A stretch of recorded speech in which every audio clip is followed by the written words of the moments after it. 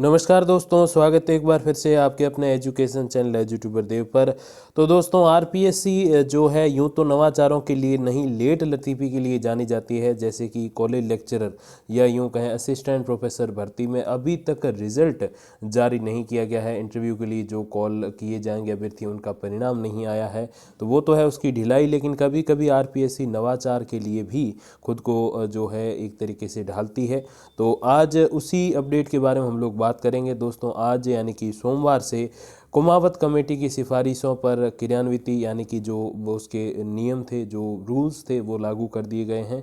अब आपको आरपीएससी के जो अलग अलग एग्ज़ाम है, चाहे वो फर्स्ट ग्रेड ले लीजिए, सेकंड ग्रेड ले लीजिए, आरएएस हो गया, सब इंस्पेक्टर का एग्ज़ाम हो गया, और भी काफ़ी सारे जो प्रकार के, चाहे कॉलेज लेक्चरशिप हो गया, यूँ खूब सारे प्रकार के जो एग्ज़ाम कंडक्ट करवाता आरपीएससी, एचएम का हो गया, तो उसके लिए आपको बार बार फॉर्म नहीं भरना पड़ेगा। अब एक ही बार फॉर्म भरना है। इसमें क्या क्या ध्यान रखने वाली चीज़ें हैं वो भी हम लोग जानेंगे। तो सबसे पहले दोस्तों देखिए कि आरपीएससी की परीक्षाओं में भर्तियों के लिए आवेदन करने वाले लाखों अभ्यर्थियों के लिए अच्छी खबर है।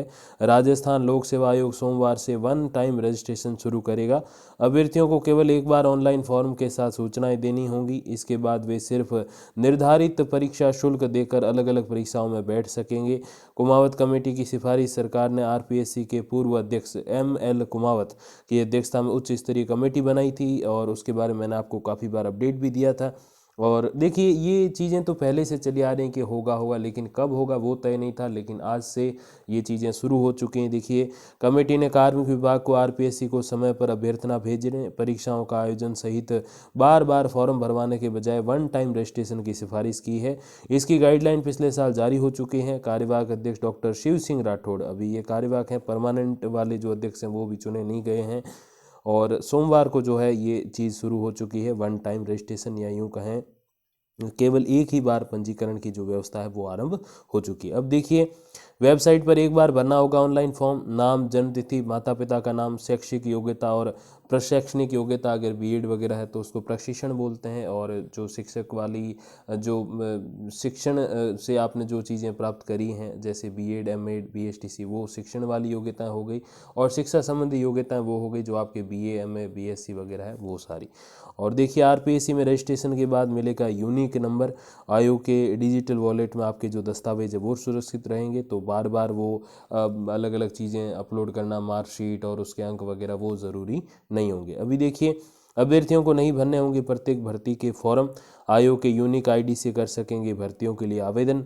आयोग को नहीं चेक करने पड़ेंगे बार बार डॉक्यूमेंट्स, क्योंकि जब डॉक्यूमेंट वेरिफिकेशन होता है अपने, चाहे सेकंड ग्रेड का लो, फर्स्ट ग्रेड का, या जो अपने कॉलेज लेक्चरशिप का, वो आरपीएससी ही करता है डॉक्यूमेंट वेरिफिकेशन। तो वो जो है बार बार नहीं करना पड़ेगा। और देखिए, जो रीट है, थर्ड ग्रेड है, उसका तो फिर आरबीएससी परीक्षा कंडक्ट करवाती, फिर आगे सारी प्रक्रिया निदेशालय और जिला परिषदों के माध्यम से होती, तो उसकी बात थोड़ी सी अलग है। अब देखिए, अभ्यर्थियों को देनी होगी सिर्फ एग्जाम फीस। फॉर्म में त्रुटि होने पर ऑनलाइन करेक्शन विकल्प रहेगा। दस्तावेज सत्यापन में भी वन टाइम रजिस्ट्रेशन होगा। अब देखिए दोस्तों, उदाहरण से इसको समझने की कोशिश करते हैं। तो जैसे आपने सपोज पहले सेकंड ग्रेड की वैकेंसी आ गई, या यूँ कहीं विज्ञप्ति आ गई, तो उसके अकॉर्डिंग आपने फॉर्म भर दिया, तो वन टाइम रजिस्ट्रेशन आपका होगा। उसमें आप ये ध्यान रखिए कि अपनी हर एक जानकारी जो है वो अच्छे से और ध्यान से भरिए। देखिए, कॉलेज में भी छात्र छात्राएं मिलते रहते हैं, वो कहते हैं सर ये हमारे गलत भर गया। तो देखिए, ई मित्र वाला गलती करेगा ही करेगा, उसको कुछ नहीं लेना। आप उसको 100 रुपये, 50 रुपये या 150, कई बार 200 रुपये देकर फॉर्म भरा रहे हो, तो आप उससे कोई मुफ्त में काम नहीं ले रहे। आप उसके कोई जो है फ्री में जो है बेकार नहीं निकलवा रहे, पैसा दे रहे हो और सर्विस ले रहे हो। तो आपका ये पूरा पूरा अधिकार बनता है, हक बनता है कि आप अच्छे से अपना फॉर्म चेक करें, और उसमें कोई भी त्रुटि है तो उसको तभी संशोधित करा दें। जो जैसे फॉर्म जो कन्फर्म करते हैं उससे पहले वो आपको दिखाते भी हैं।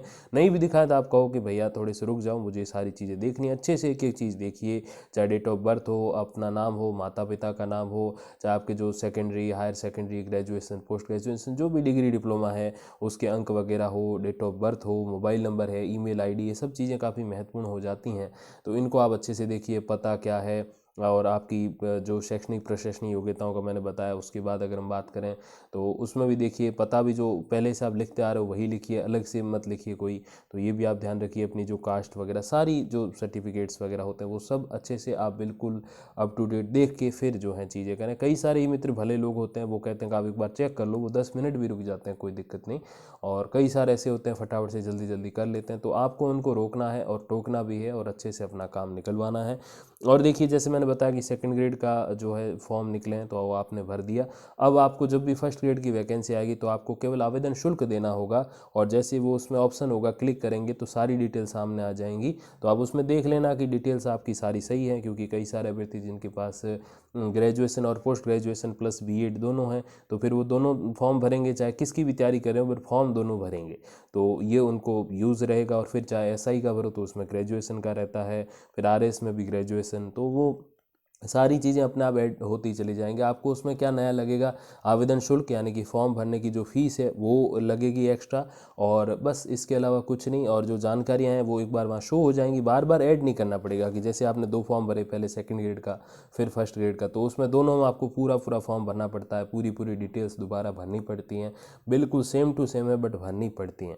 लेकिन इस बार ऐसा नहीं होगा, बस एक बार रजिस्ट्रेशन हो गया तो बार बार वही चीज़ें सेम आगे आती चली जाएंगी, और आपको केवल आवेदन शुल्क भर के जो है अपना आप उस एग्ज़ाम में प्रविष्ट हो सकते हो, एग्ज़ाम में जो है भाग ले सकते हो। अब इसके 2 फायदे होंगे। पहला फ़ायदा तो ये है कि बार बार वो सारी चीज़ें ऐड नहीं करनी पड़ेंगी, तो त्रुटियों की संभावना थोड़ी कम रहेगी, क्योंकि एक बार तो आप अच्छे से देख लेते हो, थोड़ा रुक के, जैसे मैंने कहा ध्यान रख के 10 मिनट 15 मिनट, यानी तो मैं कहूँ कि आधा घंटा ले लो यार एक्स्ट्रा, लेकिन वो चीज़ें सही से भर लो। लेकिन जब बार बार फॉर्म भरते हैं, रिपीट जो है करते चले जाते हैं, तो फिर ध्यान नहीं देते कि यार सही है, फिर थोड़ा सा लाइटली लेने लगते हैं, हल्के में लेने लगते हैं।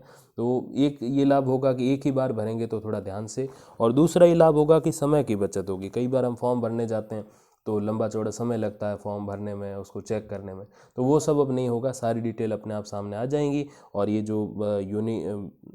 जो एक स्पेशल आपका आइडेंटिफिकेशन नंबर रहेगा, जैसे SSO ID वगैरह होते हैं, तो उसकी जैसी चीज़ें रहेंगी, तो उसके बेसिस पे जैसे उस पर क्लिक करेंगे तो वो सारी डिटेल अपने आप सामने आ जाएंगी, और उसके बेसिस पे आप जो है फॉर्म भर सकते हो। बस एक फ़ीस एक्स्ट्रा लगेगी नई भर्ती की, बाकी कोई ज़्यादा चीज़ें इसमें होने नहीं वाली। और कुछ एक आपने गलतियाँ कर ली है तो उसमें आप बाद में संशोधन भी कर पाओगे, एडिट कर पाओगे। तो यही है आज की अपडेट। और जब भी एक और बात मैं आपको बताऊँ, कॉलेज के जो छात्र छात्राएँ वो भी मिलते रहते हैं मुझे, अभ्यर्थी भी मिलते हैं, तो ये जो है फॉर्म में गलतियां आप ना होने दें, क्योंकि फिर क्या कहते हैं ई मित्र वाला ने कर दिया। अरे ई मित्र वाला कौन होता है? आपका फॉर्म आपको ध्यान से भरना है। ई मित्र वाले की 1% भी जिम्मेदारी नहीं है, आप उसको नहीं पकड़ सकते इस बेसिस पे कि आपने फॉर्म गलत भर दिया है ना। तो आप ये ध्यान रखिए और अपना फॉर्म जो है वो अच्छे से भरें। जैसे मैंने कहा, चाहे अपना नाम हो, फ़ोन नंबर हो, ईमेल आईडी हो, माता पिता का नाम हो, डेट ऑफ बर्थ हो, या जो शैक्षणिक और प्रशैक्षणिक योग्यताओं के जो अपने परसेंटेज वगैरह होते हैं, जो अंक होते हैं, वो भी वहाँ ऐड करने पड़ते हैं कई बार। तो वो आप सब अच्छे से ध्यान से देख के आराम से चेक करके फिर करें, ताकि जो है भविष्य में कोई दिक्कत नहीं आ रही। वन टाइम वाला है तो फिर आपको एक ही बार अच्छे से देखना है, बार बार नहीं देखना है। और यही एक छोटी सी अपडेट थी आज की इस वीडियो में। बाकी जो भी आधिकारिक जानकारियाँ आएंगी तो मैं आप तक पहुँचा दूंगा वीडियोज़ और कम्युनिटी पोस्ट के माध्यम से। तब तक के लिए धन्यवाद, नमस्कार।